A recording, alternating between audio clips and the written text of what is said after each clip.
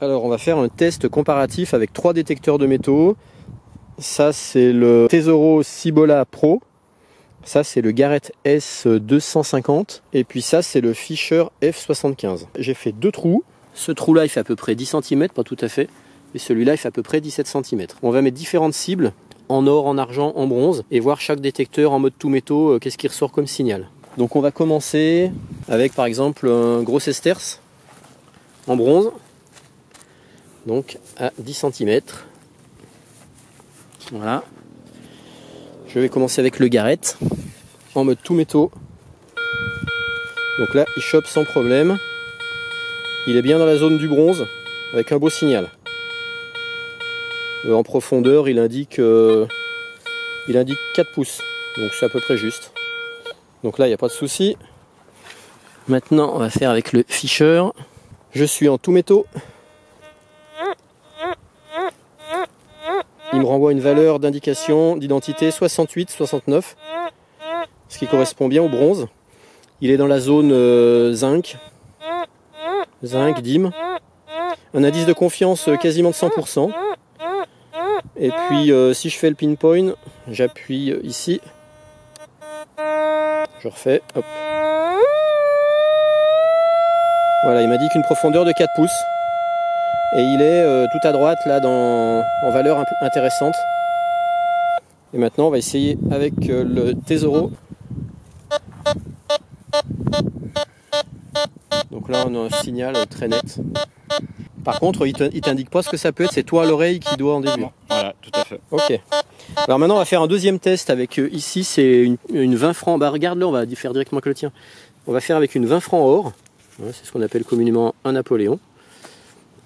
Et là on est à 17 cm. Hop.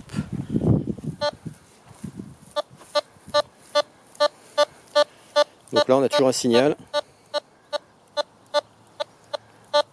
Donc quand on est à ras du sol, on a un bon signal. Ok. Alors maintenant on va essayer avec le Garrett. Donc je suis en sensibilité maximum. Je précise, je suis bien au maximum. Donc là j'ai un signal sympa, correct. Par contre il est dans la zone qui est pas super intéressante au niveau de l'affichage. Il est quasiment tout à gauche.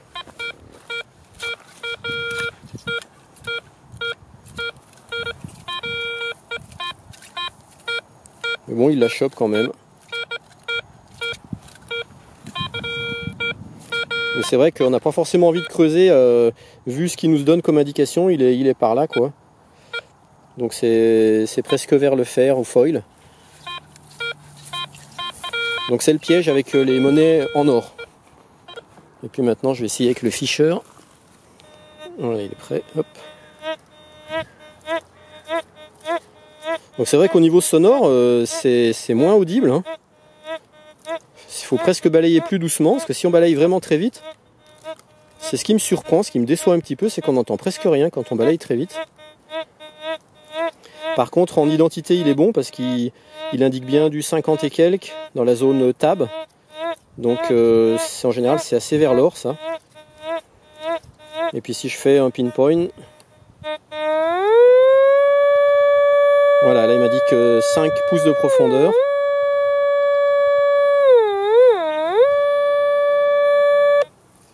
Voilà, ça c'est pour l'or. On va essayer maintenant avec une toute petite en argent, une obole gauloise qui est toute petite. Donc c'est tout petit comme ça.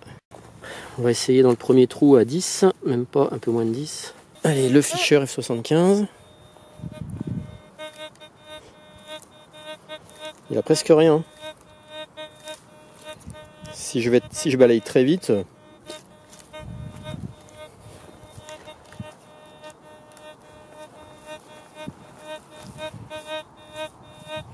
en fait, il faut vraiment balayer doucement, je trouve. C'est ce qui me surprend.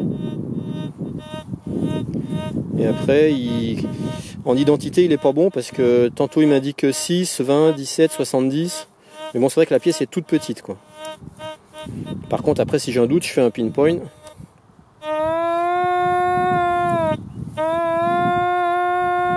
Là, il l'a bien sûr. Mais bon, balayage, hein, c'est limite. Hein. Si je fais avec le garrett, alors toujours en sensibilité maximum. Ouais, bah là j'ai un coup sur 2, un coup sur 3, donc c'est inexploitable. En plus il sonne en décalé.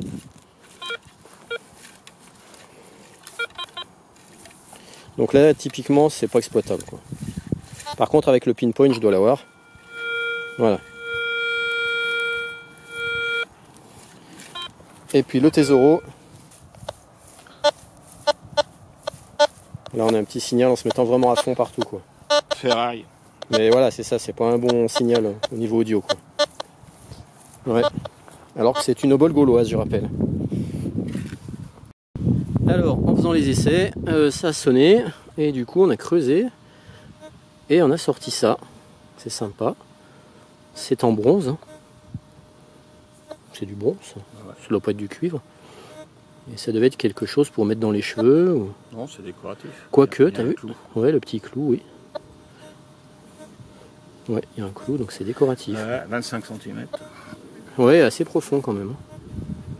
Voilà, donc bah il marche. Parce que ça, je l'ai sorti avec le Tesoro. Là, je passe juste dessus. Et il me donnait bien une valeur en identité supérieure à 50. C'est pour ça qu'on a creusé, parce que je me suis dit c'est intéressant. Et là du coup on a profité qu'on a fait un trou à 30 cm pour foutre le gros sesterce au fond et voir si le Fisher arrive à le capter.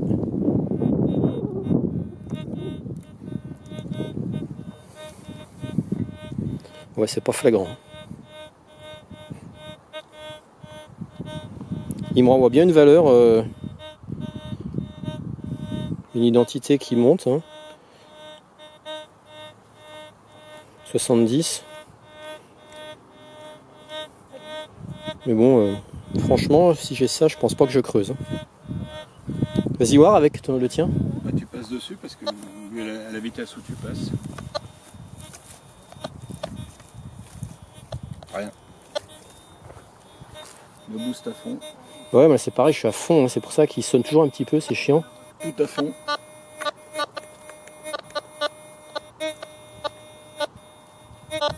Ah, je suis à fond. Il passe dessus. C'est bon. Là, ça sonne comme du fer. Ouais, ça crachote, quoi. Ouais, c'est pas bon. Pff, moi, j'ai pas un vrai signal. Un sesterce à 30 cm, je l'ai pas.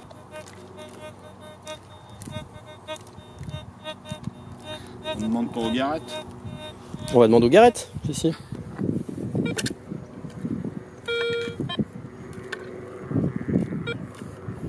Le garrett, il chope une fois sur 10. Donc c'est inexploitable comme signal de toute façon. Puis si je passe un coup vide, bah j'ai rien, quoi. Voilà, donc là il le chope. Après, il sait pas où. Mais bon, c'est vraiment très aléatoire.